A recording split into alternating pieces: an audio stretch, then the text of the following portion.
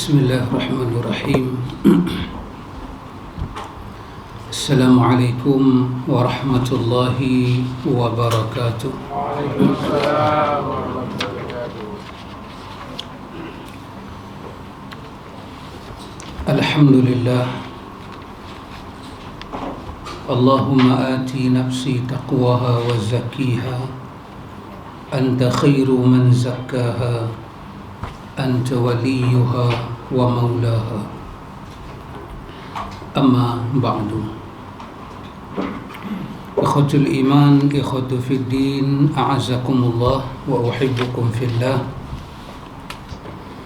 Alhamdulillah, summa alhamdulillah. Alhamdulillah ikhwan, dengan limpah kurnia daripada Allah Jalla wa'ala, kita dapat sambung majlis ta'lim kita ini. Alhamdulillah. Kita sambung baca Riyadhus Salihin jilid yang kedua. Kita sampai muka surat 284 Pak Amir. Ya, betul Ustaz. Kita masuk bab baru. Al-Imam Nawawi rahimahullahu ta'ala membuka bab. Terjemahan dia kata bab tentang haram menyambung rambut, membuat tahi lalat dan panggur, meratakan gigi. Al-Imam Nawawi membuka bab kepada kita, iaitu babu tahrimu wasli sya'ri wal washmi wal washri wa huwa tahdidul asnani. Iaitu kata Nawawi, bab tahrim, ada larangan wasli sya'ri, iaitu menyambung rambut, wal washmi, iaitu washmi itu tatu, buat tatu di badan. Wal washri kata dia, wa huwa tahdidul asnan, iaitu berkenaan dengan washri, menggunakan besi ikat gigi, tak dibenarkan.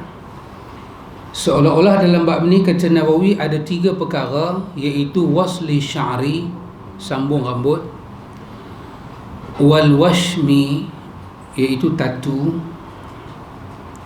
wal washri, iaitu bahasa kita panggil apa, tahdidul asnan. Dia guna besi, dia masukkan ke sini nak bagi gigi dia rata lah. Dia bukan potong. Tahdid dia mungkin tapi dia guna besi. Dia potong kat gigi. Dia bukan, dia macam dia asah tu tak? Dia kan gigi kita ni ada apa, hantu sini kan. Dia tak mau. Dia tak mau kawan dengan Raja Siong tu. Dia nak bagi sama cantik atas bawah. So dia ambil besi, dia buat. Dia panggil tahdidul asnan. Seolah-olah An-Nawawi, antum tahu, kita semua dah tahu ikhwan, Riyadhus Salihin adalah kitab yang Nawawi tulis. Dia bukan nak bahas dari segi hukum fiqh, betul? Dia nak bercakap tentang syakhsiyah Muslim, nak membina kepribadian Muslim, nak membina Muslim yang berakhlak. Jadi bila dia masuk bab ni, seolah-olah dia nak bagi tahu, seolah-olah saya katakan dia nak bagi tahu bahawa untuk jadi seorang Muslim yang baik dengan Tuhan, 3 perkara ni jangan buat. Nanti hukum dia apa? Sama ada hukum dia makruh ke, hukum dia haram ke, itu yang kedua. Tetapi kalau boleh kita mati, benda ni tak ada ke kita, dalam diary tak ada ke kita. Apa dia? Wasli sya'ar. Wasli sya'ar, sambung rambut. Wasal bermakna sambung, sya'ar bermakna bulu. Dia rambut ni lah. Orang dulu pakcik, kalau dia ada masalah gugur, rambut yang gugur, terbotak, kan kebotak tengah ni, botak tengah ni orang panggil carka, botak. Carka. Ini bahasa jelutong tak ada dalam kamus. Dia tengok dia kata anik tu carka. Tahulah dia botak tengah. Satu. Dia sistem dia dulu dia tidak ada kaedah nak bagi rambut tu naik balik. Melainkan dia akan buat apa? Dia akan ambil rambut orang hidup. Sama ada rambut orang hidup itu rambut yang dipotong orang buang, ataupun dia akan ambil rambut daripada mayat, atau dia akan ambil bulu-bulu yang ada di binatang. Maka dia akan sambung. Dia ada teknik sambung. Maka zaman hari itu dia tidak ada kaedah lain daripada benda ni. Dia akan ambil bulu biri-biri ke, dia adalah cara dia rendam, dia jemur, lepas tu dia akan ambil buluh. Dia akan ambil buluh, dia pintai bulu tu, dibuluh kan, dia rajin, dia pintai, lepas tu dia jemur, sekali lagi dia tarik. Nanti ada yang bengkok-bengkok, ada yang panjang-panjang. Lah mungkin rebonding lah kot, dia pakai bagi lori. Dulu tak ada. Jadi bila dia nak wasal sya'r, dia nak sambung rambut orang hidup ni bagi ada, dia tak ada kaedah, melainkan itu saja kaedah yang dia ada. Maka Nabi SAW, Nabi tak seronok. Nabi tak suka. Maka bila satu perempuan tu dia mengadu ke Nabi, dia kata masalah anak perempuan dia kahwin, lepas tu dia ada masalah rambut tu gugur. Suami dia pula dia nak balik dah daripada safar. Suami dia nak ke dia, boleh tak ya Rasulullah?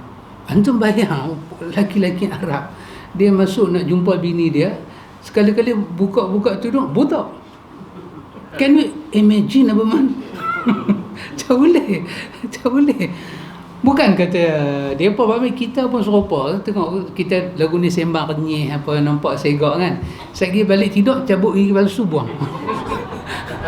Bini gelak sampai subuh esok. Dia ingat gigi betul. Orang Arab ni pula, dia masalah lelaki dia itu, dia bukan siru, dia lebih daripada siru. Dia lebih daripada siru. Kes tu saja dia boleh cerai bini dia. Sebab dia rasa tak boleh. Bila dia nak sentuh suami dia botak, dia hilang nafsu, dia akan bersalah bini dia, hang punya pasal. Jadi mak ni jumpa Nabi, ya Rasulullah, boleh tak saya nak sambung rambut dekat anak saya? Tapi dia nak sambung dengan apa? Dengan kaedah tadi lah. Maka terus Nabi kata Allah melaknat orang yang sambung rambut dan minta rambutnya disambung. Allah laknat. Kenapa? Kerana benda duduk atas kepala ni semua dia benda kotong. Benda kotong. Rambut dipotong, dibuang. Tu mazhab Syafi'i ada bincang, rambut kita ni kalau berpisah dengan badan kita jatuh, najis ke tak? Tu pergi ambil rambut mayat pula. Dia ambil rambut pada orang mati, sedangkan walaupun dia rambut, di segi hukum fiqh yang Nabi bawa, semua barang mayat ditanam.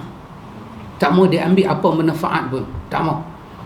Kulit ke, kuku ke, kecuali kalau kita potong-potong kuku tu, ayak pelari tu lain bab. Kita bagi mandi, bulu rumah dia jatuh, ayak pelari tu lain bab. Tapi yang saja kita duk cukur ni, katalah janggut dia panjang kan, sampai misai ni semua tutup, kita apa? Ni sikit balik kan, kita boleh dapat benda tu balik. Kalau dapat, tanamlah sekali. Tapi kalau ayak pelari tu lain bab, tak apa. Tapi ini rambut, benda banyak, bila kawan tu mati dia pergi ambil, dia pergi potong. Tak boleh. Nabi tak mau benda ni semua pergi duduk atas kepala kita. Lepas tu kita dah pergi basuh kepala, menghadap Tuhan. Maka bila kita buat lagu tu di kepala kita, nanti dari segi hukum dibincang, kepala kita ni tanggung najis ke tak? Maka Nabi tak mau, Nabi tutup awal-awal. Maka Nabi kata, siapa yang minta rambut dia disambung, dan siapa yang pergi menyambung rambut, dua-dua itu dilaknat oleh Allah. Dilaknat oleh Allah. Baik.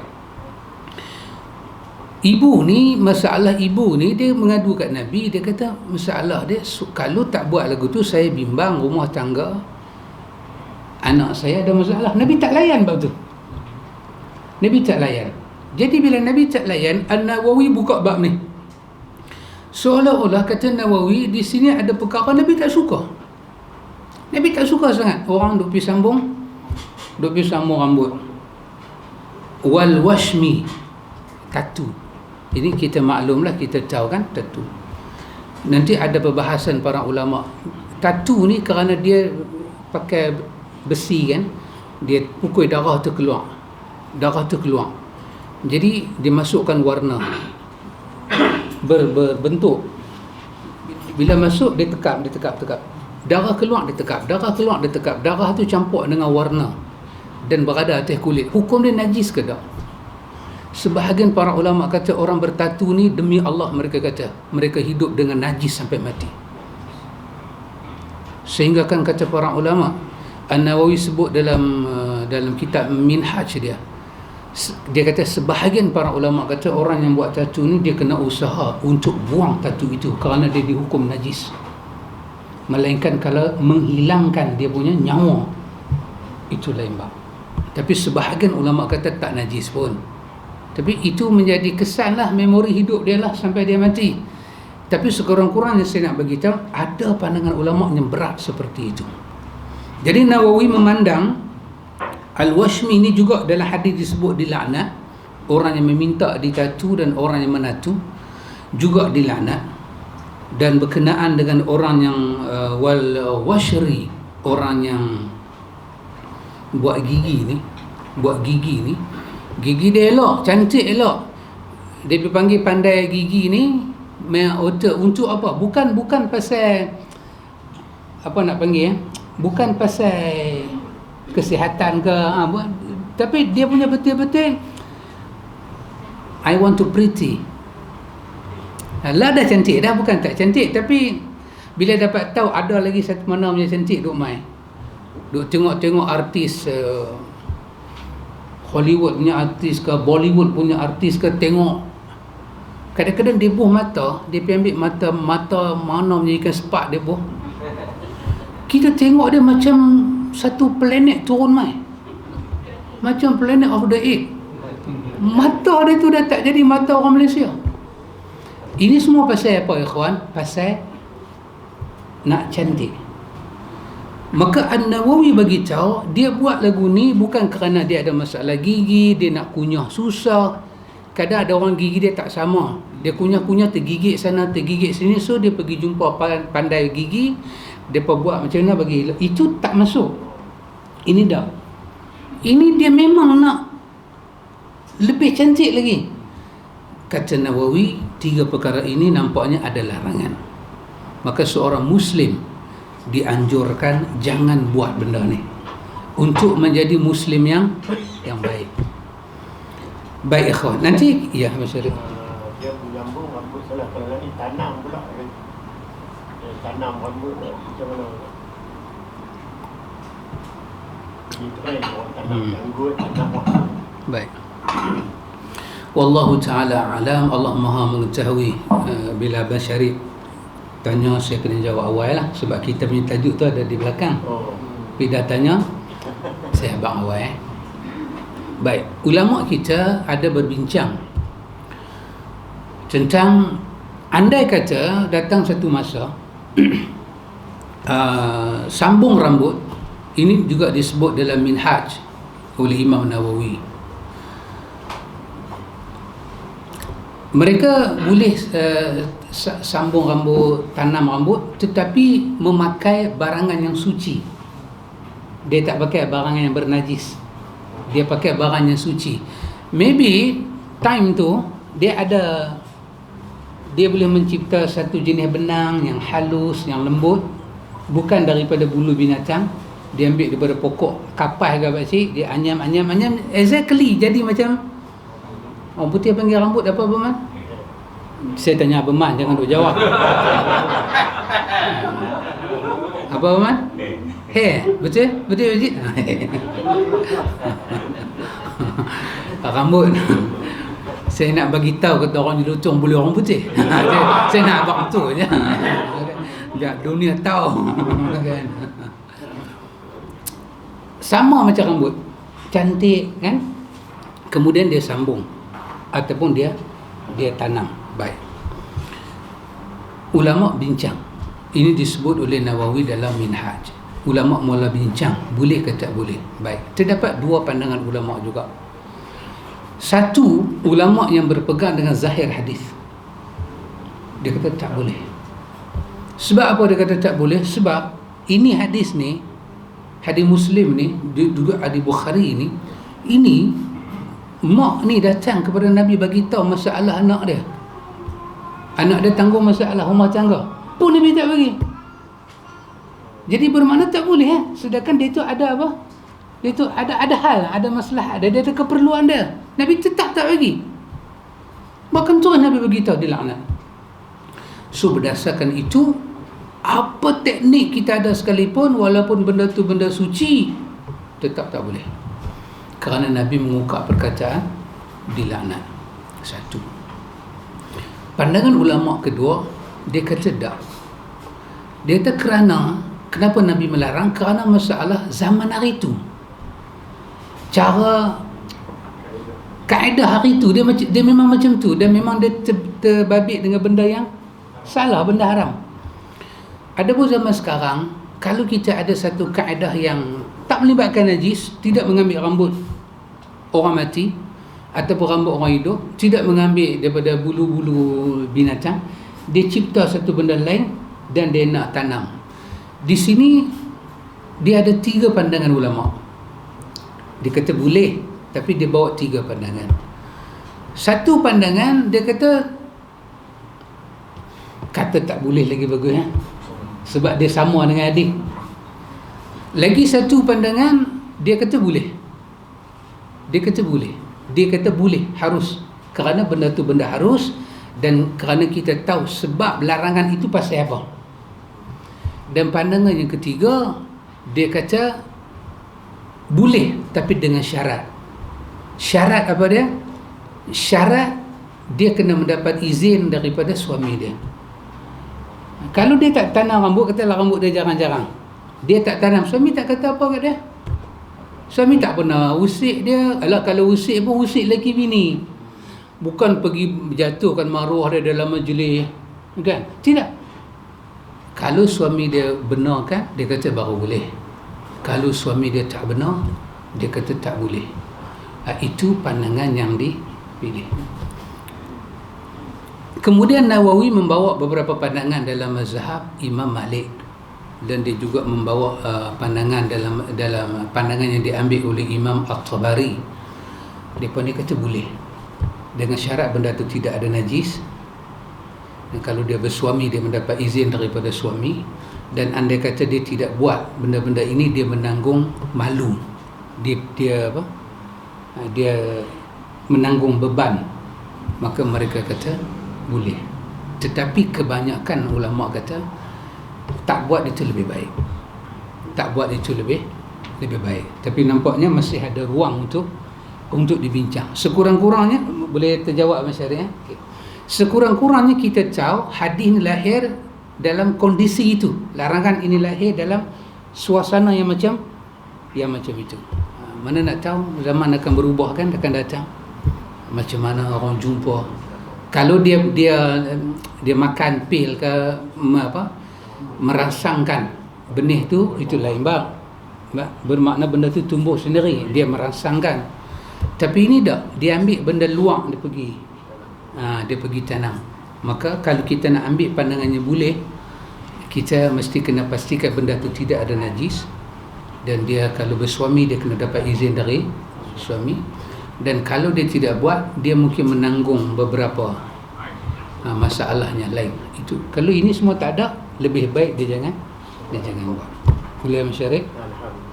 Ada satu pandangan yang agak agak kita kata agak keras, kita panggil apa? Ekstrim. Dalam bahasa Arab panggil apa? Syadid.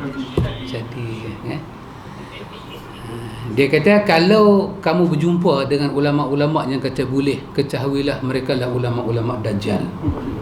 Macam saya ni Dajjal. Saya tengok awak keras sangat.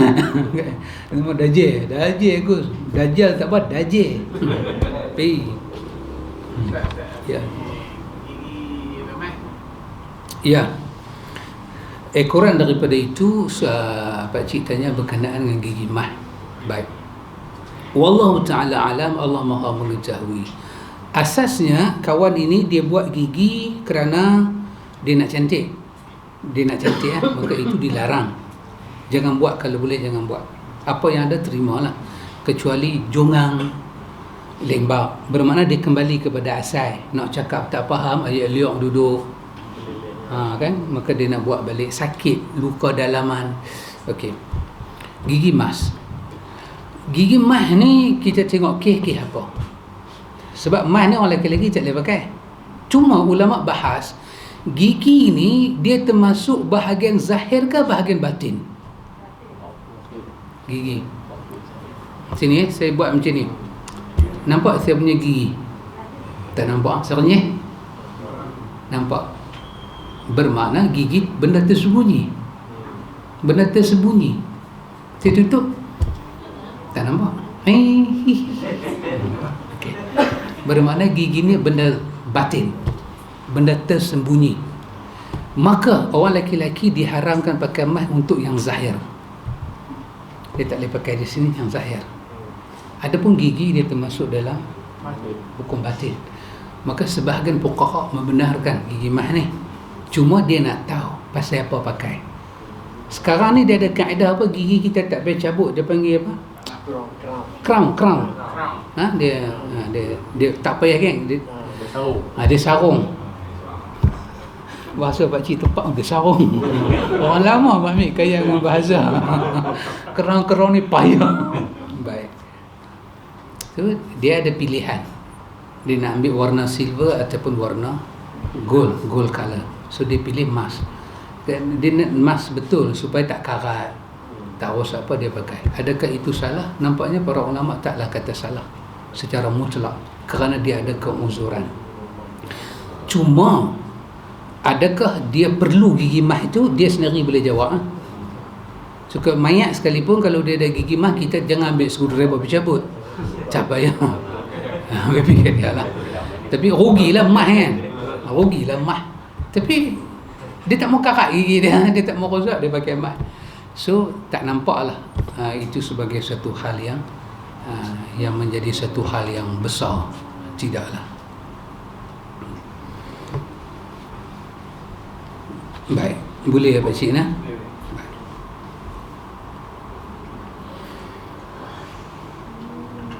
Baik. Jadi An-Nawawi membuka tajuk ni ikhwan bersesuaian dengan tajuk yang tajuk besar kitab ini adalah Riyadhus Salihin, membina syakhsiah seorang yang saleh. So dia minta kalau boleh kita elakkan daripada ini semua, melainkan kalau kita ada hal yang tak dapat dielakkan. Baik. An-Nawawi rahimahullahu ta'ala memasukkan dalam bab ini ayat Al-Quran. Seolah-olah kata Nawawi, larangan ini, tiga perkara ini dilarang. Bukan sahaja larangan ini ada dalam hadis yang sahih, nanti dia akan bawa di bawah. Tapi dia kata larangan ini ada juga di dalam Al-Quran, tetapi secara ghairu sarih, secara tidak nyata. Tapi dia ada. Seperti mana Al-Quran menyebut tentang siksa kubur, tapi secara ghairu sarih, secara tidak tidak terang. Tapi bila dilihat kepada dalil itu, memang ada siksa kubur dalam Quran, tapi banyak dalam hadis. Maka Nawawi membawa kepada kita ayat ini. Kata dia, qala Allah Ta'ala, in yad'una min dunihi illa inatha wa in yad'una illa syaitanan marida la'anahu Allah wa qala la'attakhidhanna min ibadika nasiban mafruḍa wa la'udillannahum wa la'umanniyannahum wa la'amurannahum fala yubattikunna adhanal an'ami wa la'amurannahum fala yughayyirunna khalqallah. Al-ayah. iaitu daripada surah An-Nisa, surah yang keempat, ayat 117 sampai 119. Allah Ta'ala berfirman, Allah yang Maha Tinggi berfirman. Ulama kita selalu menyebut qala Allah Ta'ala, qala Allah Ta'ala. Dia nak mengingatkan kita bahawa firman Allah Ta'ala ini adalah tinggi. Qala Allah Ta'ala, telah berfirman Allah Ta'ala. Kita pun dalam bahasa, dalam kamus campa, apa Pak Mi, sahabat kita mai dulu daripada Haji Ismail kan, dia buat kamus campa. Dia datang, dia hadiah kat saya kamus, dia buat kamus Melayu campa. Dia guna perkataan firman dan sabda untuk bahasa campa. Untuk anak habak kata itu bahasa orang tinggi lah. Kita pun akhirnya kita pun terpakai perkataan itu, firman Allah. Kalau kita kata Allah telah bersabda, kita tak boleh, mana Allah bersabda, Nabi bersabda. Kita kata Nabi telah berfirman, boleh tepuk lantai, oi, macam mana ni, akidah salah boleh terbalik. Bukan terbalik, ini bahasa saja. Kita boleh kata Allah berkata, tapi dia macam tak nampak diangkat kan. Kata Allah berfirman, kita nampak kedudukan. Jadi dalam bahasa Arab dia kata qala Allah Ta'ala, telah berkata Allah yang Maha Tinggi. Nak ingatkan kita bahawa Allah Ta'ala ni bersifat ulu, tinggi. Semua daripada Allah itu Ta'ala, tinggi, semua yang tinggi. Hatta perkataan dia tinggi. Allah yang Maha Tinggi berfirman, yang mereka sembah selain Allah itu tidak lain hanyalah berhala, dan mereka tidak lain hanyalah menyembah syaitan yang durhaka, yang dilaknati Allah, dan syaitan itu menyatakan, aku benar-benar akan mengambil daripada hamba-hamba engkau bahagian yang sudah ditentukan untuk aku, dan aku benar-benar akan menyesatkan mereka, dan akan membangkitkan angan-angan kosong kepada mereka, serta akan menyuruh mereka, yakni menyuruh mereka memotong telinga-telinga binatang ternak, lalu mereka benar-benar melakukannya, yakni memotongnya, dan aku akan menyuruh mereka merubah ciptaan Allah, lalu mereka benar-benar merubahkannya. Baik, An-Nawawi rahimahullahu ta'ala, dia cuba nak padankan bahawa apa tajuk dia sebut di atas termasuk dalam firman Allah Ta'ala ini, iaitu pada bahagian yang akhir, fala yughayyirunna khalqallah, mereka benar-benar akan merubah ciptaan Allah. Jadi dalam An-Nisa ini daripada 117 sampai 119 ada larangan kita mengubah ciptaan Allah. Jadi seolah-olah menyambung rambut, membuat tatu, dan tadi meratakan gigi itu dengan hanya tujuan cantik, itu merubah ciptaan Allah. Dia masukkan ke dalam ayat itu. Dan kalau dilihat kepada momentum ayat ini, syaitan guna perkataan la'attakhidhanna min ibadika nasiban mafruḍa. Aku benar-benar, dia bersumpah dengan Tuhan. Dia kata sesungguhnya daripada hamba engkau ini nasiban mafruḍa. Nasiban, aku akan ambil bahagian daripada ibaduka, hamba engkau ini, yang telah engkau tentukan untuk aku. Aku akan ambil, aku bekerja sungguh. Aku ambil mereka ni untuk apa? Udillannahum, untuk aku sesatkan mereka. Untuk apa lagi? Untuk aku masukkan dalam fikiran mereka angan-angan kosong. Janji aku semua tak benar. Aku akan pastikan mereka sampai kepada tahap mereka bertindak dengan bisikan aku. Aku akan suruh mereka buat apa itu dipanggil dengan bahirah, saibah, wasilah, apa, kerat telinga binatang sebagai tanda mendekatkan diri pada Allah. Kata apa, binatang ni kepunyaan Tuhan. Apa tanda dia? Kerat telinga belah sini, kerat bahagian. Aku benar-benar akan hasut mereka dengan omongan kosong dan hasutan yang sesat, dan tengok-tengok mereka akan buat sungguh, dan akan aku hasut benda sesat ini sehingga mereka merubah ciptaan Allah. Jadi seolah-olah ada isyarat, kata Nawawi, daripada ayat ini, kesemua ini termasuk di dalam mengubah ciptaan Allah. Maka dia buka bab ini untuk bagi tahu sakhsiyah seorang Muslim agar tidak terlibat dengan pengubahan ciptaan Allah. Dan ikhwan, Imam Qatadah ataupun Maqatil bin Hayyan ataupun Imam Qatadah, ulama-ulama terkenal, depa kata bila Iblis kata pada Tuhan, la attakhidanna min ibadika nasiban mafruḍa, dia benar-benar akan buat, kata Qatadah, daripada 1000 orang dia akan ambil 999 orang.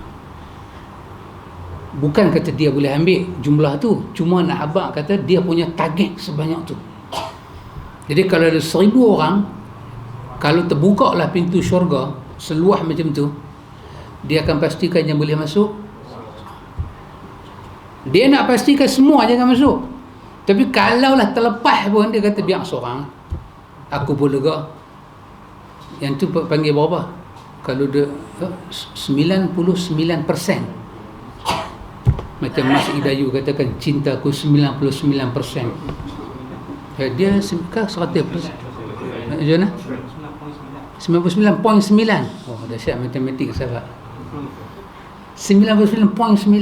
Oh, maknanya begitulah dia kata la attakhidannahum, aku benar-benar akan ambil nasiban mafruḍah. Apa yang telah mafruḍah kau tentukan. Tapi aku akan usaha habis-habisan. Aku nak sesatkan mereka.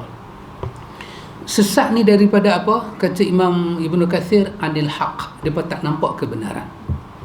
Mereka tak boleh beza antara hak dan batil. Dia akan buat benda itu. Lepas itu kita ada doa kan. Ibn Kathir kata doanya warid daripada Nabi, Allahumma arinal haqqa haqqan warzuqna ittiba'ah wa arinal batila batilan warzuqna ijtinabah. Supaya hak datang rupa paras hak, kita boleh ikut. Batil datang dengan rupa paras batil, agar kita dapat jauhi. Sebab apa dia akan buat? Dia akan bagi kita tak nampak al-haq yang mana, al-batil yang mana. Benar-benar dia akan buat benda tu supaya kita tersesat. Dan kalau kita mau bertanya balik pada ilmu yang kita duk belajar siang malam ini, minggu-minggu kita belajar ni ikhwan, manusia ni bila mana kita kata dia sesat dan bila mana kata dia tak sesat? Dalam pandangan Abang Syarif. Tak, maksud saya, satu orang tu dia dalam kondisi apa kita kata dia sesat? Dalam kondisi apa kita kata dia dapat petunjuk? Ha? Oh, dahsyat. Yes. Satu orang tu bila dia ikut Allah dan Rasul, saya nak kata dalam dunia ni siapakah berani kata dia sesat bila dia ikut Quran dan sunnah Nabi yang sahih? Kalau ada orang berani kata dia sesat, kita kata demi Allah itulah lisan syaitan. Hanya syaitan saja kata kepada orang yang ikut Quran dan sunnah Nabi yang sahih ni sesat. Ya betul. Dan siapa berani kata orang ni apabila dia zallah, dia tergelincir daripada mengikut Quran dan sunnah, dia di atas petunjuk. Dia tolak Quran, dia tolak hadis Nabi. Dia tolak Quran, dia tolak hadis Nabi. Tiba-tiba ada suara kata, orang ini di atas petunjuk, melainkan demi Allah. Itu juga adalah lisan syaitan. Maka apa dia akan buat? Dia akan sesatkan manusia daripada al-haq. Dan macam ulama kita sebut, Imam Malik sebut, Imam Ibn Abdul Bar dalam Tahmid sebut berulang kali. Kata Imam Malik, kebenaran cuma satu, tak pernah ada dua. Ibn Qayyim ulang sebut dalam kitab dia, kebenaran ada satu, tidak pernah ada dua. Ibn Kathir ulang sebut, kebenaran satu, tak pernah ada dua. Zahabi sebut, kebenaran satu, tak pernah ada dua. Bahkan seluruh para salaf menyebut kebenaran itu satu, tidak pernah ada dua. Kenapa?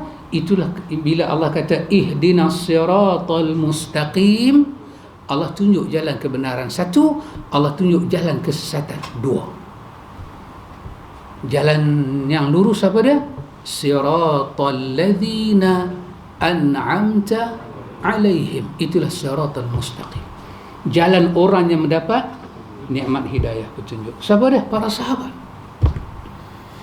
Ghairil maghdubi alaihim waladdallin. Siapa dia?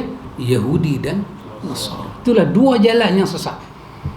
Dan Nabi dalam hadis Abdullah bin Mas'ud buat garis lurus dalam riwayat Ahmad. Nabi kata, ini jalan aku yang lurus. Lepas tu Nabi buat di kiri kanan, jalan yang lurus tapi ke kiri, lurus tapi ke kanan. Apa Nabi kata? Di sini ada syaitan yang menyuruh kamu. Dia cantikkan jalan tu supaya kamu tinggal jalan yang lurus. Ya ikhwan, untuk dapat al-haq mesti datang kepada al-haq, iaitu Al-Quran dan sunnah Nabi yang sahih. Maka apa Iblis nanti buat? Dia kata, aku sesatkan mereka, jangan faham. Saya tidak tahu bagaimana kan, kalau ada orang boleh semayang-mayang rokok, saya tak tahu dia ambil di mana. Ialah kadang teralik tu bab biasalah kan, teralik bab biasa. Saya ingat orang nak teralik ni macam kita lah kot. Kita tu mengantuk. Biasa kita mengantuk bila kita pergi Mekah kan, time kita mula kan 2-3 hari kita duduk kan, kita semayang-mayang. Kita tahulah semayang, kita pun otak kita macam di bawah, berleha-leha ke mana Gus. Kita pun takbir, Allahu Akbar. Tentu imam kata Allahu Akbar, kita boleh balik rokok. Bila kita tengok siapa pun tak rokok, kita buat ketuk pinggang apa betul. Oh, lagu kita. Tapi saya tak boleh bayang. Kalau ada orang, dia bukan kata dia orang, dia memang tak ambil tahu langsung pasal agama, dia tak ambil tahu apa langsung, dia tak ambil tahu. Maka dia pun tak pernah tahu sembahyang mayat Nabi bawa macam mana. Tiba-tiba dia kena bawa jenazah kerana dia pun dalam duty, kebetulan dia kena bawa, dia sembahyang. Dia tak sembahyang. Dia pada dia sembahyang. Orang dia macam mana nak usalli farz zuhri, dia tahu. Usalli mayati macam mana. dia tak main. Pasal dia dalca pun Pak Mi boleh berbetul terung dengan ubi. Ni tak boleh berbetul apa Pak Mi. Ni dia solat. Dia boleh takbir. Dia tahulah Fatihah. Dia balik rukuk. Kok dia mengkit balik, dia kiam.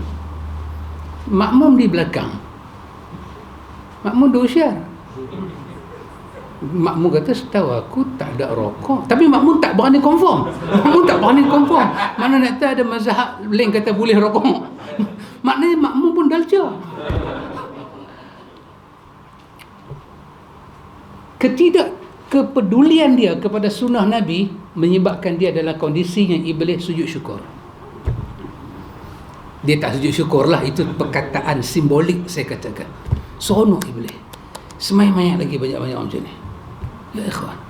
Dan tu boleh bayang, kalau orang tu semayang mayat, rokok, based on mazhab Syafi'i sah ke tak? Lepas tu, dengan tu dia tanam mayat. Boleh bayang? Apa hal? Tak ada lah jadi kan. Saya hanya imagine saja, benda ni tak ada. Benda ni tak terjadi. Raplah-raplah macam mana pun orang tahu nak rokok ke mana mayat tu ada. Kalau dia rokok juga memang semalam don ketum punya hal lah. Tak ada. Tapi kalau jadi lagu tu, artinya yang Iblis kata ke Tuhan ini, wala udillannahum, aku akan sesatkan depa. Depa tak duduk di atas petunjuk Muhammad. Pada saya, Pak Haji Rashid, Iblis tak bimbang kita kaya. Kita miskin pun tidak ada apa-apa ke dia. Kita jadi ustaz pun tak ada apa-apa ke dia. Kita belajarlah setinggi mana, tak mencalarkan kedudukan dia. Tapi dia cukup takut kita ni di atas petunjuk Muhammad, walaupun kita tak ada pelajaran. Itu bimbang dia. Sebab pintu syurga ditutup semua jalan. Malaikat jalan nak masuk syurga ni situ je tadi. Siratal ladzina an'amta alaihim. Jalan para sahabat. Itulah yang diulang oleh Al-Hafiz Imam Ibn Qayyim Al-Jauziyah tentang dia tafsir ayat ni. Jalan sahabat, jalan sahabat. Mereka dibimbing oleh Nabi Muhammad. Dia kalau satu orang tu pandai, ada apa sekalipun degree ke, dia tak ada peduli apa. Yang penting hang belajarlah agama ke mana pun, hang jangan ikut cara Muhammad. Itu saja aku nak. Hatta pada saya, maybe if I'm wrong, you can correct me. Correct ke correct? Yang mana betul ya Baman? Pronunciation dia? Correct.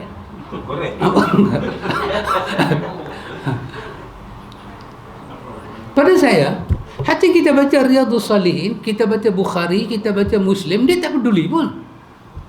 Yang dia akan peduli bila yang ada dalam Bukhari, Muslim tu kita nak ikut. Yang tu dia peduli. Dia dalam rumah kita ada Bukhari, Muslim, dia tak ada peduli. Akhirnya dia buat lagu mana? Hang mau percaya kerana Bukhari, Muslim itulah pencuri tak masuk rumah. Yes, itu lebih baik daripada kau ikut isi dia. Dan akhirnya manusia kena. Kenapa? Kerana dalamnya banyak rawi-rawi, semua itu nama orang-orang saleh. Kalau kita gantung di rumah kita, nanti kita pergi di Mesir, ada jual berapa puluh, 70 orang sahabat yang syahid. Sejak daripada di Uhud lagi. Itu nama ahli syurga. Kita depa jual nama-nama tu, kita ambil, kita pelekat di rumah kita. Insya-Allah akan jadi syafaat untuk kita.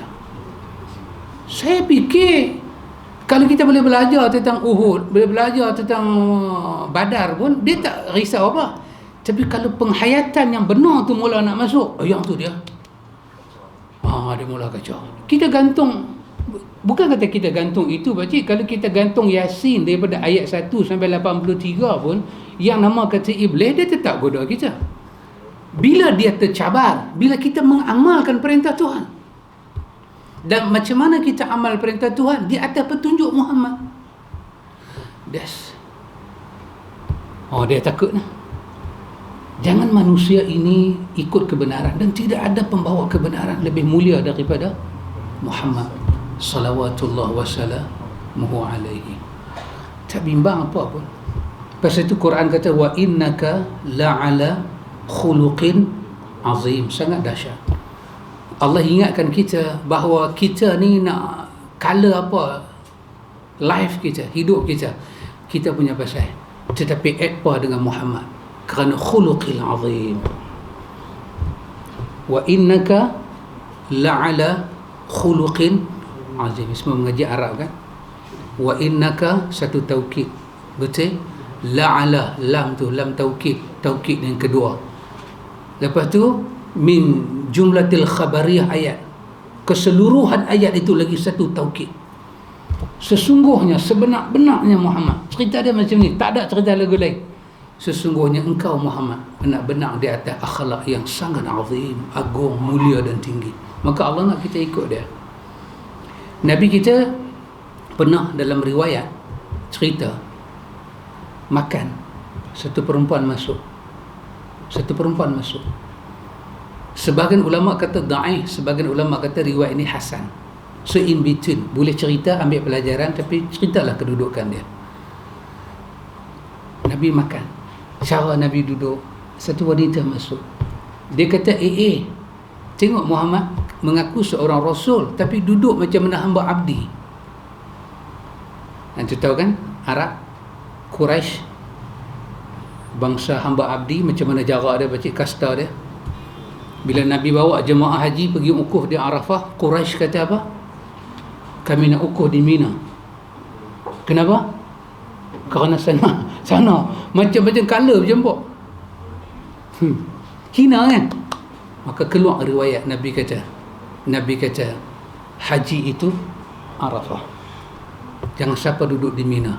Sebelum ni memang kita di Mina, lepas ni kita ke Arafah. Saat ni kita akan balik ke Mina. Sekarang masa ke Arafah, kami nak pergi ke Mina. Boleh tak kami duduk di Mina? Nabi kata haji itu Arafah. Nabi tak mau ada. Kita tengok Muhammad, dia makan macam mana seorang hamba. Dia masukkan hamba tu macam Bilal, Khabbab bin Arad. Nabi dengar, Nabi kita dengar, tak ada apa-apa. Dia gelak. Apa Nabi kata? Nabi kata benar. Sesungguhnya aku seorang hamba. Aku makan seperti hamba, aku minum seperti hamba. Nabi kata kat dia, Nabi kata kuli, mai makan sekali. Dia dengan perkataan Nabi itu, dia rasa macam terjentik jantung dia. Dia kata, Muhammad, aku silap. Aku tak akan makan, melainkan aku akan makan daripada sisa makanan kau, Muhammad. Kerana makan itu lebih mulia daripada aku. Tak ada apa-apa. Nabi kena hina, biasa. Tapi dia kena hina tu untuk apa?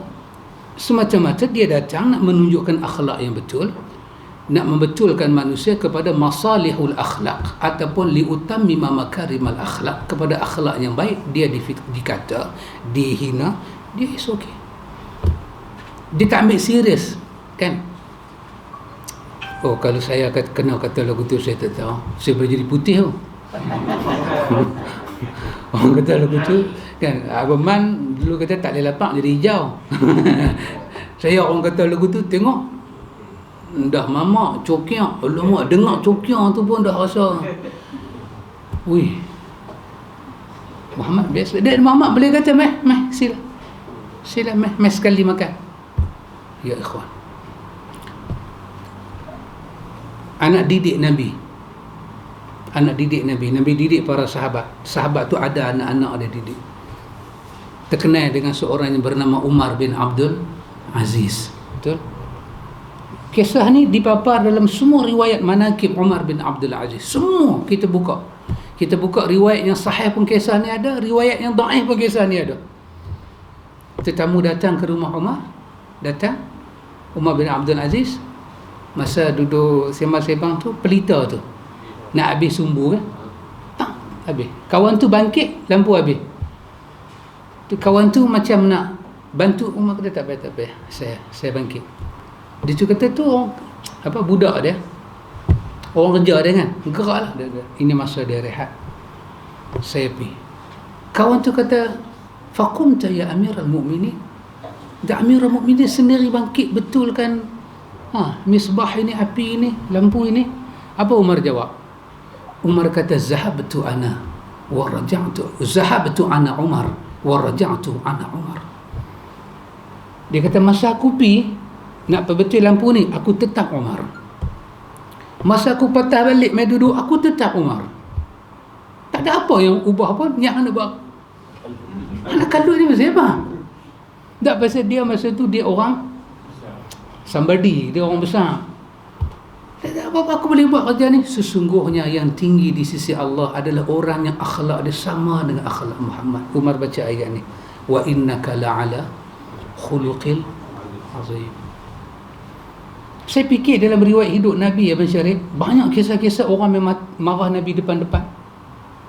Dan ada juga suara-suara datang di belakang. Kita dah jumpa dalam Riyadhus Salihin. Nabi kita, jangan cerita apa orang kata kat aku di belakang. Aku tak mau dengar, kerana aku nak ada salimus sadri. Bila jumpa orang dada aku, selamat daripada ingat macam-macam. Apa jangan sampai. Saya fikir Nabi bercakap bukan ini, apa, pembesar suara. Orang katakan zaman Nabi tak ada. Tidak, ikhwan. Nabi bercakap, wahyu Tuhan, kebesaran Jibril, dia boleh bawa suara Nabi ke seluruh alam. Kenapa? Itu ayat wa'adzin fin nas bil haji. Masa tu Ibrahim sorang-sorang kan, Ibrahim suruh manusia haji, suara Ibrahim itu sampai ke seluruh alam. Dan Quran kata apa? Kau akan tengok orang datang berjalan kaki dengan unta yang kurus. Mereka sampai ke Mekah, mereka dengar suara Ibrahim. Bukan ada ni YouTube, tak ada. Siapa yang mengangkat suara manusia ni? Tuhan. Kalau Nabi nak cerca satu orang dalam majlis dia, saya fikir Abang Syarif, dulu ada pembuat syair, kan? Dia pun suka bertanding syair. Dia pun kalau tak berkenan ke orang, dia buat syair pasal orang tu dia lekat dekat dinding Kaabah. Jahanam orang tu. Dia kata lebih kurang dia lekat dinding Kaabah. Bukan dia buat dalam WhatsApp, dalam dinding Kaabah. Jahanam kawan tu. Itu kuasa apa? Syair, wahyu. Kalau Nabi nak cerca orang menggunakan wahyu, saya fikir kawan tu nanti makan pasir sampai mati. Tapi tak pernah Muhammad. Tak pernah. Dan Muhammad tak pernah guna platform dia, khutbah di Arafah ke, khutbah mana-mana ke, bangkit dia bela Aisyah yang kena fitnah. Bela based on dia sebagai suami, dia bela. Tak ada. Itu akhlak Muhammad. Dia tak ambil manfaat langsung di atas dia punya apa? Apa ada kita panggil? Dia Nabi, dia satu Nabi pakcik, kedua kekasih Allah. Tempat dia tu Adam tak dapat, Nuh tak dapat, Ibrahim tak dapat. Mereka dapat dengan kelebihan masing-masing, tapi tempat Muhammad ni, Allahu Akbar. Dulu Syekh Maulud baca satu riwayat yang dhaif, tapi dia baca dihabaq dhaif, tapi dia menangis. Tapi dia kata, aku terharu dengan riwayat ni, tapi dia dhaif. Allah bagi Nabi pilih. Allah nak apa? Apa yang Muhammad nak? Bagi Nabi pilih. Kamu nak aku angkat kamu seperti Sulaiman? Bagi kat Nabi. Nak bagi semua. Maka Nabi kata pada sahabat, Nabi kata, aku Quraisy. Kalau aku nak kekayaan, bukan kata Tuhan, bangsa aku boleh kumpul kekayaan tu bagi kat aku. Kalau aku nak apa-apa, Tuhan boleh bagi. Tapi Nabi kata, aku dilahirkan sebagai anak yatim, maka aku memilih dengan nama Muhammad Yatiman. Biarlah aku terkenal dengan nama Muhammad, seorang yang yatim, tetapi aku telah dibela oleh Tuhan aku. Tapi riwayat ni dhaif. Tapi Syekh Maulud ketika cerita dia menangis. Dia kata menyentak riwayat ni. Nabi memilih, tak mau ambil semua ni. Wahai dia punya rapat dengan Tuhan, la wa rafa'na laka zikrak. Dahsyat. Kita tak ikut akhlak tu. Kita tak ikut. Kita kadang-kadang orang main sumbat apa di telinga kita, kita marah. Sampai kita ceramah, kita boleh sebut nama penceramah lain dalam bentuk kutuk dan maki. Inilah saya nak ulang. Imam Ghazali kata, saya dah cakap dulu, saya ulang. Imam Ghazali kata, setelah kita dapat nikmat, siapa bagi ke saya ni? Ustaz Rashidan Bangi, yang pernah datang ke sini masa daurah kita. Kenal kan Ustaz Rashidan? Dia pun dah jahanam dah. My opinion mesti jahanam. Kena teh dia, teh masalah. Siapa tak buka puasa tadi saya tak tahu. Siapa tak buka puasa tadi, dia kena puasa lagi 3 hari untuk bagi sama dengan hari ni. Teh masalah. Okay.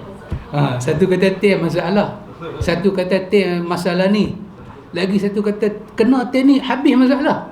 Memang betul 2 kali terterak. Masya Allah. Terima kasih sahabat. Setelah Tuhan bagi pada kita iman dan Islam, nikmat besar. Apa nikmat Tuhan bagi kita yang kita terlupa kata dia nikmat? Nikmat kawan yang soleh.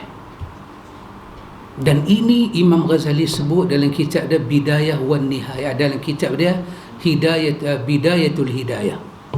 Di ujung bab dia kata, jangan kawan dengan 5 orang. Jangan kawan dengan 5 orang, dia kata. Kawan dengan orang-orang yang baik-baik. Kerana tak ada manfaat kau kawan dengan orang jahat. Orang yang saleh. Orang saleh ni siapa dia? Orang saleh ni ialah zahir dia semayang, dia puasa, dia tutup aurat, dia salah bajik. Tapi apa Pak Min? Abang Syarif, Pak Cik Din, Pak Cik Bari, Pak Cik Rashid, Pak Hamid. Saya duduk cakap. Tiba-tiba terdengar kawan-kawan hak muda dari saya, Muslimah, terdengar satu perkataan yang Ustaz tak patutlah sebut lagu ni.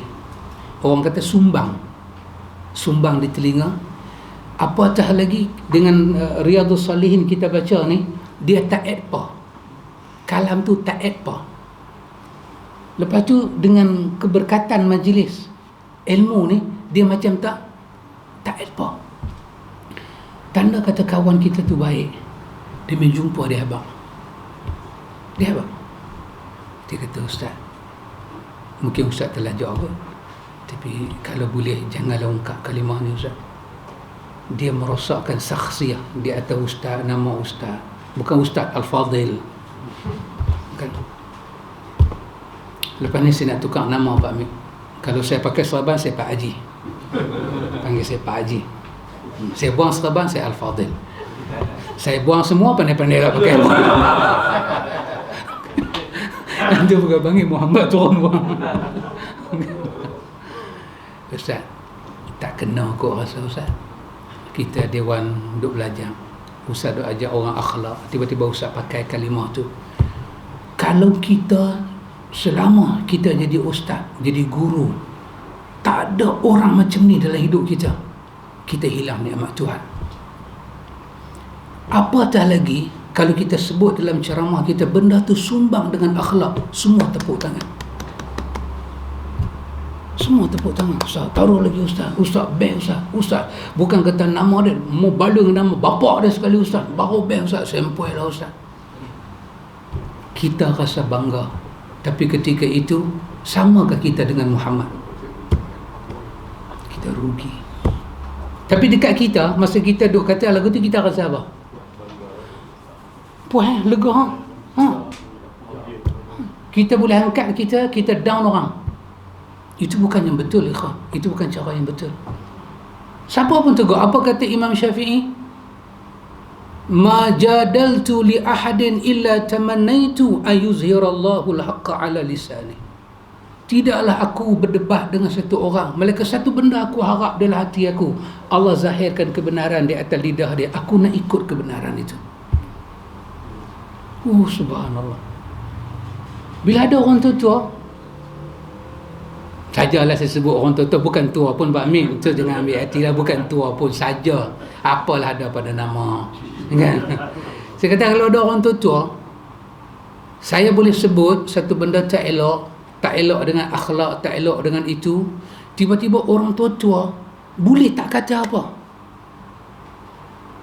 That mean orang ni belum tua lagi lah. Kenapa dia tak boleh beza al-haq dan al-batil? Dia merosakkan guru dia. Sepatutnya guru mengajak manusia tawadhu. Kita boleh berbeza pandangan. Saya nak sembahyang subuh tak ada kunut, itu dalil saya pegang. Tuan nak pakai kunut, Tuan pakai. Tapi perlu kan Tuan maki saya dalam ceramah Tuan? Mamak tu ke? Bukan kata mamak tu, paria tu dia bagi tahu. Paria tu. Belum. Baru kita tahu kita paria. Kadang-kadang kena maki dengan orang syok. Dulu kita maki orang, orang maki tu.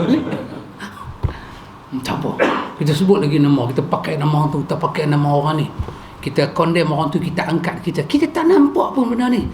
Kata apa syaitan kata? Aku sesatkan mereka habis-habisan, aku riakkan mereka, aku sumu'akan mereka, aku kibirkan mereka, aku sombongkan mereka, aku biar mereka hina manusia.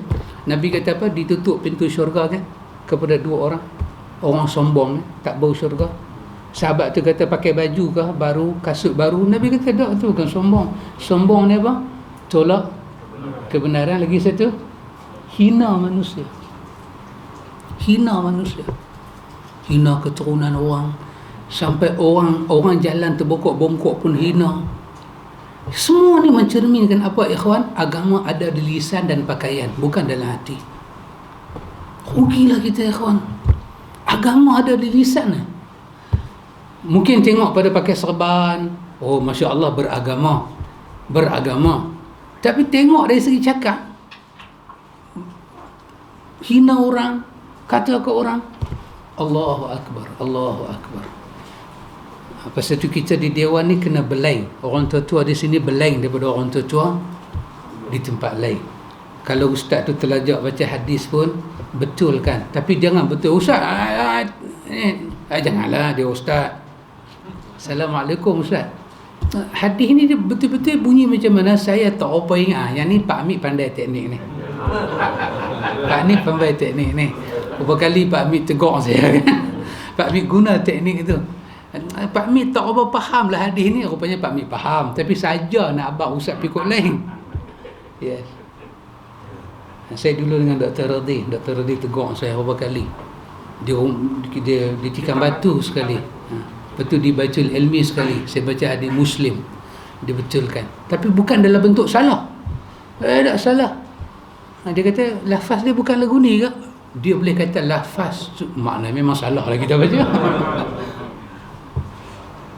So ini benda yang Nawawi kata sebelum manusia nak sampai kepada tahap apa, wasal syaar, tatu, masalah buat gigi ni, dia kena tahu dia dah sampai peringkat mengubah ciptaan Allah. Dia kena tahu satu benda, apa dia? Semua ini daripada hasutan syaitan kepada dia untuk sesatkan dia. Tapi ayat tu start dengan apa? Apa yang kamu sembah selain daripada Allah tu berhala. Dia kata illa inatha. Kata Aisyah, dalam berhala yang mereka sembah tu memang ada jin perempuan. Inatha bermakna perempuan. Jin perempuan tu memang ada. Dan jin yang paling garang jin perempuan. Jahat. Tak betul? Kenapa Ustaz Adnan senyum? Saya pun tidak tahu. Menjadi tanda tanya, question mark.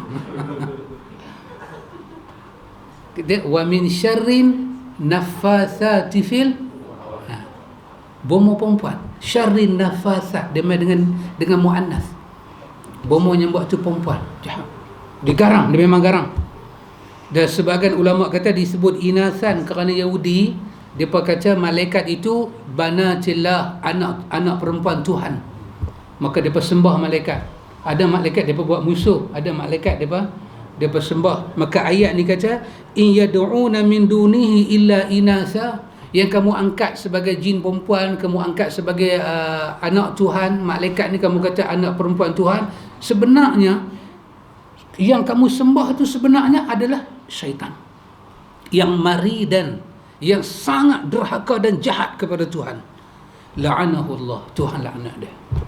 Tuhan laknat dia. Tuhan jauhkan dia daripada rahmat Tuhan. Tuhan keluarkan dia daripada perlindungan Tuhan.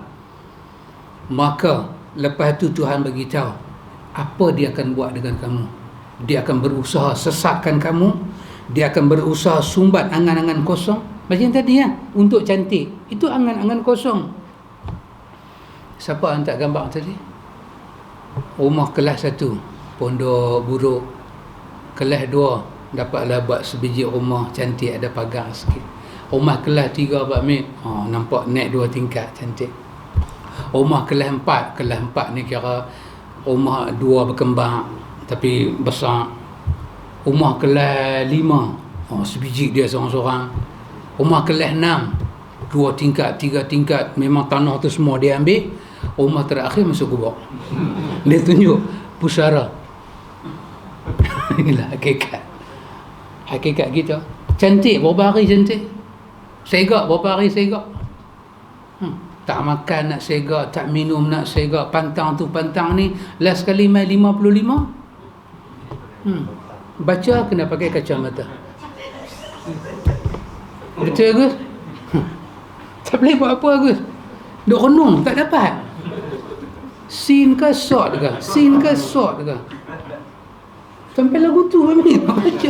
Ramli baca tak bunyi langsung Ramli. Bila main umur lanjut, cantik macam mana pun kena pakai teropong. Masa kita pakai teropong, suruh anak kita, menantu kita snap gambar. Comel ke tak comel? Nampak macam mana opah. Nampak macam opah okey Pak Mik. Kau nampak je nenek kebayan, padan muka hang. Berapa hari ke? Ada 27, 28. Tak payah pakai apa, memang segak. Memang kita segak. Umur lagu tu, umur bermain memang segak. Tak saja saya nak beritahu orang jelutong segak kan, apa-apa. Saya nak angkat jelutong ni. Ya orang tak. Siapa dia? Sulaiman Said. Tipulah Pak Mik, tipu produk, tipu semua hari ni, tipu ranjau. Semua ranjau. Saya tengok pergi makan pakcik, pergi beli, saya duduk beratuk belakang. Saya tengok belakang saya tengok dia ambil ikan goreng 6. Masa dia pergi bayar dia kata 4.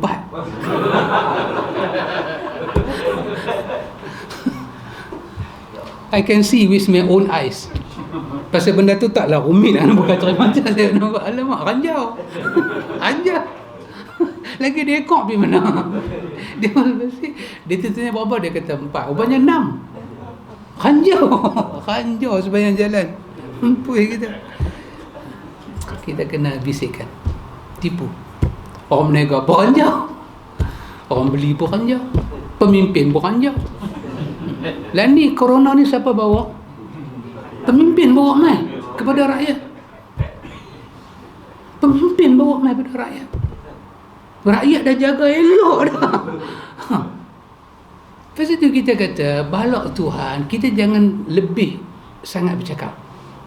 Boleh kena siapa-siapa, ikhwan. Boleh kena siapa-siapa. Siapa balik Sabah lah ni semua sangkut. Kita ni usaha tak keluar mana. Sampai ke Kulim patah balik. Kita sampai Kulim kita patah balik. Seriau. Sungai Petani pun kita patah balik. Sungai Petani aja main sini. Kita tak berani pergi. Balik rumah pun buang baju, basuh badan semua nak tidur. Punya jaga. Kita dengar balik daripada pilihan raya. Kita dunia dah maju, takkan dah tak ada cara buat pilihan raya kot.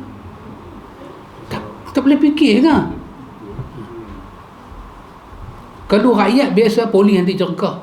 Duduk rumah, stay at home, tak erti bahasa kan? Alah pergi kata kat mereka. Bukan nak salah mereka, dah nak kata watilkal ayyam nudawiluha bainan nas. Allah putarkan di kalangan manusia masa. Ya. Menasihati. Kita di masjid ni tu dia punya jaga. Bukanlah saya kata apa-apa, tapi punya jaga. Tapi kita naik kapal terbang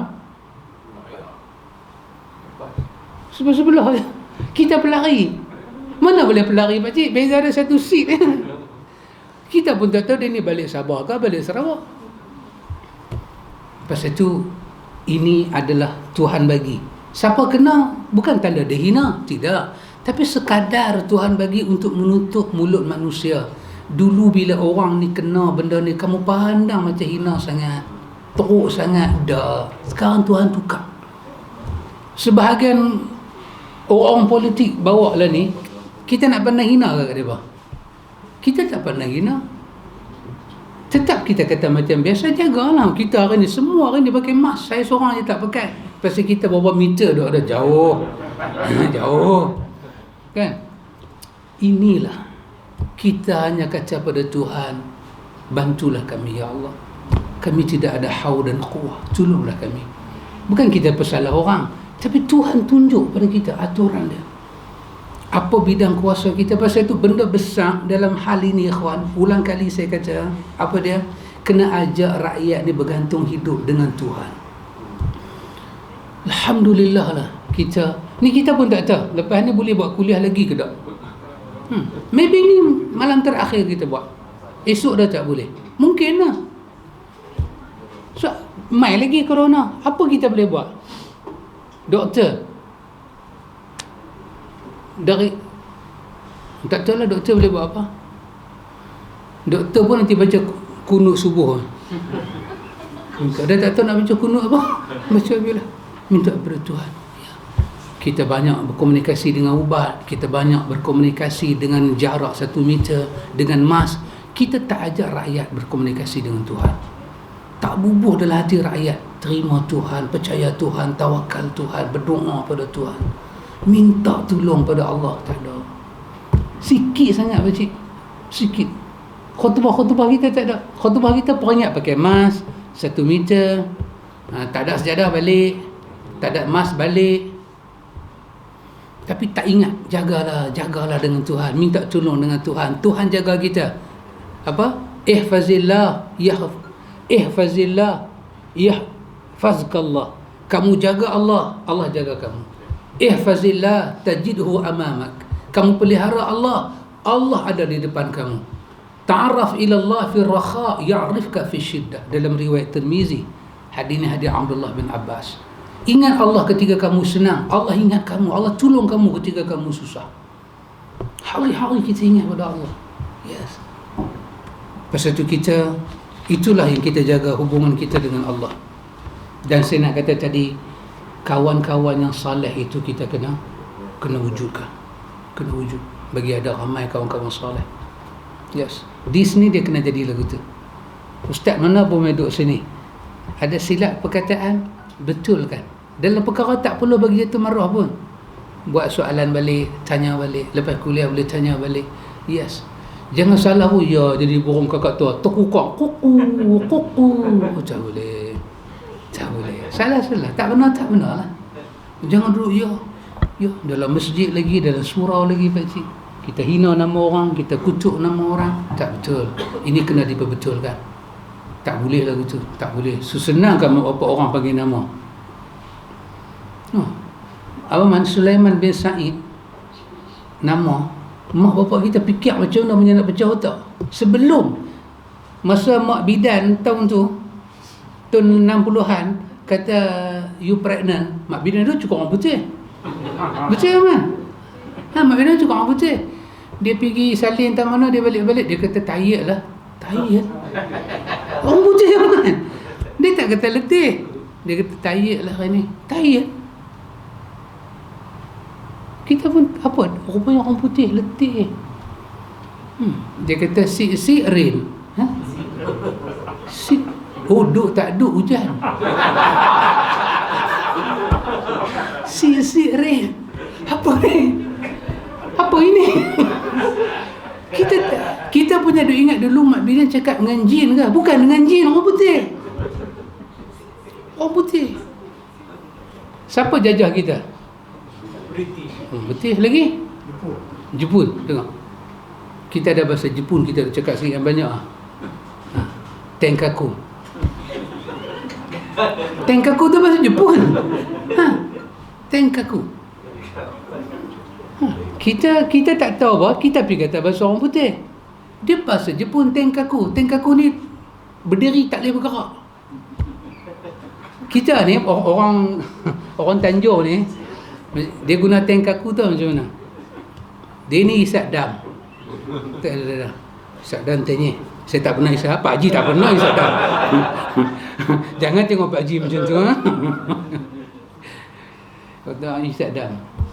Dia ni bila kata isap dam orang terkejut kan? Dia ni bukan kata isap dam Abang Syarif. Piknik bawa dam. Bukan kata bawa dam, bawa batang betik tu, bawa dapur. Bubuh dalam raga. Ni polis duk buat roadblock, depan polis. Encik dam, polis kita pergi lah. Polis bagi kita tinggal kat kursi dapur. Polis hebat tinggal kat kursi dapur. Time tu. Kalau time tu ada orang boleh hisap dam sampai tak sedap ke diri, nampak malaikat Jibril bawa wahyu, yang tu orang pakai tank aku. Maknanya kawan ni hisap dam, potong dia sampai dia pun tak lepi lagu tu. Tank aku ni kawan tu duduk depan, siapa tak boleh potong dia. Bahasa Jepun. Bahasa Jepun. Pasal apa? Siapa main jajah kita? Kita boleh Cina, kita boleh Tamil pasal apa? Pasal itulah jiran kita dulu. Kita tahulah maki dalam bahasa Tamil sikit, tahulah nak sebut, nak dengar kan? Tahulah. Maki ayat elok tak boleh ingat. Ayat elok tak ingat. Kita sesuai payah mak ayah kita pilih nama, mengikut orang. Senang je dia kutuk nama kita. Jangan. Maka kawan-kawan soleh ni kena tegur. Ini bukan cara. Ini tak betul. Ini rumah Allah. Tak payah hina nama orang. Tak payah. Itu untungnya ada kawan yang soleh. Rugilah ikhwan. Kalau semua benda salah kita cakap, tak ada orang Tuhan yang tak betulkan kita. Inna lillahi wa inna ilaihi raji'un. InsyaAllah ikhwan, hadis itu tak baca lagi. Hanya satu ayat saja. Allahu Akbar. Ayat mana?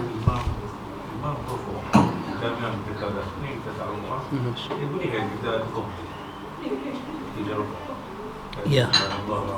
Ya. Wallahu ta'ala alam. Allah yang maha mengetahui. Kalau based on kepada ilmu, kalau imam itu dia tergalit atau terlupa, dia pergi rokok, tak kenalah semayang-mayang kan. So makmum memang kena bertindak pada awalnya subhanallah, dia bangkit balik. Dan kalau dia bangkit balik, semayang dia tak batal lagi, kita masih boleh follow dia, boleh ikut. kecuali dia bangkit. Dia bangkit. Cara dia bangkit tu sami Allahu liman hamidah, pelik dah. Patut dia tak kata sami Allahu liman hamidah. Patut Allahu akbar lah. Kita nampak pelik. Kita pun takbir kali kedua, dia rukuk balik. Ketika itu kita boleh mufaraqah satu, ataupun kita pergi masuk satu orang ambil alih. Angkat suara je, Allahu akbar, kita semua ikut dia, boleh. Itu boleh. Tak salah. Itu bab kita baru mengaji je baru ni, bahawa kita boleh ambil alih tempat imam yang melakukan kesilapan. Boleh, sekiranya kesilapan tu terus menerus. Tapi kalau sekali dia terbuat salah, betulkan baliklah. Lepas tu takbir biasa dan tidak ada sujud sahwi. Untuk semai mayat ni tidak ada sujud. Saya dia pergi bagi sujud sahwi. Tak ada sahwi. Dah sambung aja. Tak payah start. Pasal itu kesilapan yang tak disengaja dan masa dia pendek, itu tidak merosakkan sembahyang. Boleh nah? Wallahu ta'ala a'lam. Subhanakallahumma